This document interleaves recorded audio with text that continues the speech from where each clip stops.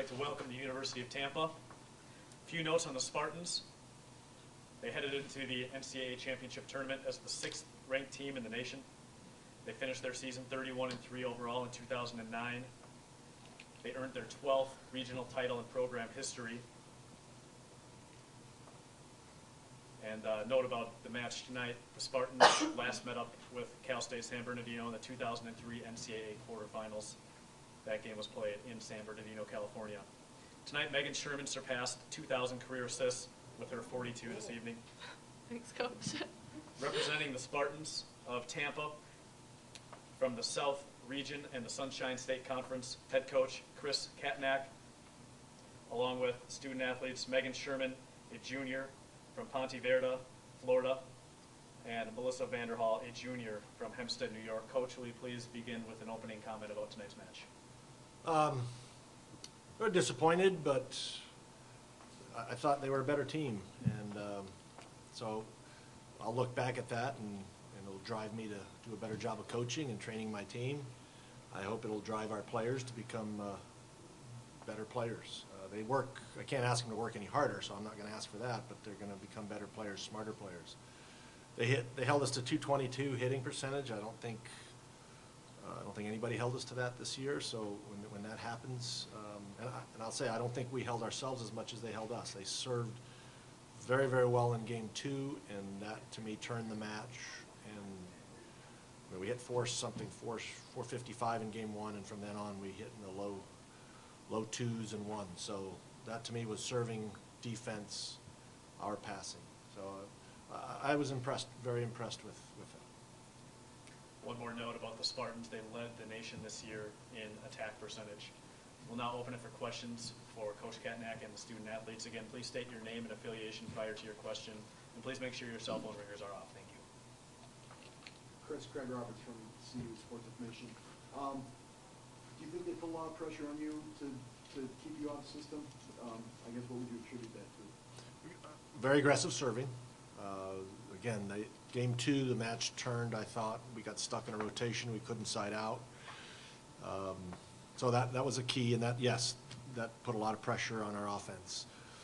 Their middles, all we had was the one video. We broke it down. We knew what they're going to do. We just didn't know the speed of it and the athleticism, so that surprised us. So yeah, that slowed us down a bit. And when you're trying to think about defense, your offense suffers a little bit. So those are all contributing factors. But I would say the difference was the aggressive serving, the aggressive attacking kept us at bay.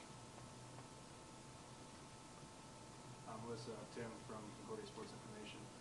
You served a really tough match tonight. How did your serving, you think, help you tonight? Well, in the 4th game, we were like it was game point, and I had to go and serve, so I figured I'd just go after it. I mean, we had nothing to lose, so I just went after it. Josh Gadsden, President of Fred. Melissa, can you talk a little bit about your mindset when you got the ball?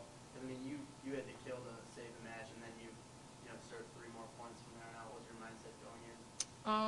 At that point, like I said, we had nothing to lose. Like then, you just have to go after it. You can't just sit there and think like, oh, like I gotta get, I gotta get the next one. You just go and play. So that's what I have to do. I always tried to do.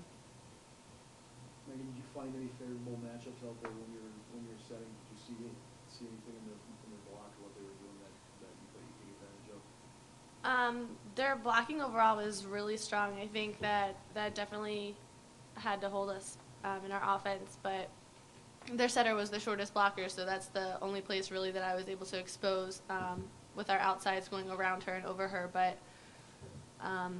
other than that, I think they were a very good blocking team. They're really a lot, like they jump well, their hands are over the net well, so even when our middles try and hold their middles, they can still recover and get a tag on the ball. So it was a big challenge tonight. Coach, it was 13-19 in the 4th set. You took a timeout, pulled aside your big guns, and made a run all the way to the end there. What did you say to them? I can't repeat some of it, but no, I thought they were thought they were, I don't want to use the word choking, but I thought they were getting a little tight and a little afraid to do some things, and just felt like they needed to go after it and not think about whether we're losing, not thinking about whether we're stuck in a rotation, whatever. You know, the thoughts weren't in the right place. We had to think about one thing, and that was just getting that next side out. And they did that. They came back and did that. Again, we got stuck. I don't know what the run was, but we got stuck in a rotation there where the game blew open, and we got tighter and tighter. You know, this team, our team, we have everybody back, and that's not a perfect thing, but if this match and what we learned from this match can help us next year, then it's a really good thing. And I've been in it long enough to know that I'm not just going to come in here with a group of kids that have never played here. They've been here but never actually played here, and all of a sudden just go in and take everybody by storm. It's a process. It just doesn't happen overnight, and this is part of that process. Coach, that first set seemed a little more fast-paced. You know, both teams had higher kill percentages. I mean, can you sort of talk about what changed through the second, third, and fourth set? Again, I think we didn't pass as well.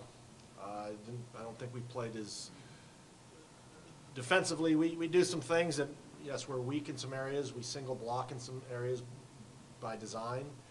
I thought their setter was very good at exposing that more than most teams have. And we have a very young middle who, game one, did some good things, but as the match wore on, her feet got tangled up. She was a little late in getting up. She didn't affect the match as much. And we got nothing out of our middles, partly because of our passing and our ball control. And that changed the match. We couldn't hold them, you know, in the middle. Their middles could release, get out. And they had two up on Melissa a lot because we were stuck. So We have time for one final question. Thank you, University of Tampa. thank you. Thanks for coming.